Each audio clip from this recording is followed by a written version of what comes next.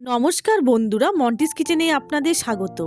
আজকে আপনাদের সঙ্গে শেয়ার করছি খুবই সাধারণ একটি রান্না। 10 মিনিটে বানিয়ে ফেলতে পারবেন চিংড়ি মাছ দিয়ে কুমড়ো বটি রেসিপি। নিয়ে নিচ্ছি কুমড়ো, আলু, চিংড়ি মাছ, টমেটো, আদা রসুন পেঁয়াজ, সরষের তেল।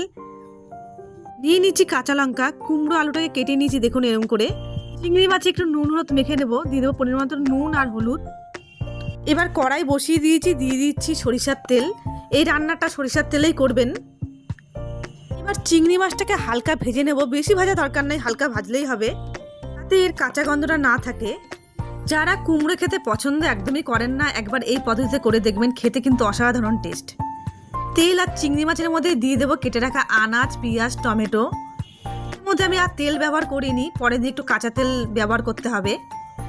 এবার দিয়ে দেবো পরিমাণ মতো নুন, হলুদ গুঁড়ো, লঙ্কার গুঁড়ো, আদা রসুন পেস্ট। সমস্ত কিছু দিয়ে হালকা একটু নাড়াচাড়া করে নেব, বেশি ভাজারও দরকার নেই। সমস্ত কিছু দিয়ে একটু মিশিয়ে নেবেন। এবার দিয়ে দেবো চেরা কাঁচা লঙ্কা, দিয়ে দেবো পরিমাণ মতন জল। 5 মিনিট সেদ্ধ করে নেব।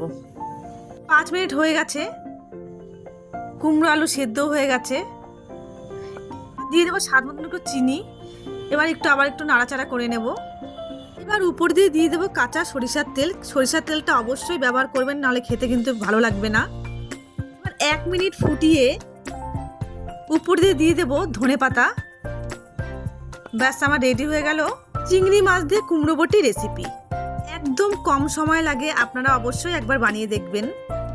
আর ভালো লাগলে লাইক, কমেন্ট, শেয়ার আর চ্যানেলটিকে সাবস্ক্রাইব করার অনুরোধ রইল আপনাদের কাছে। আপনারা ভালো থাকবেন, সুস্থ থাকবেন।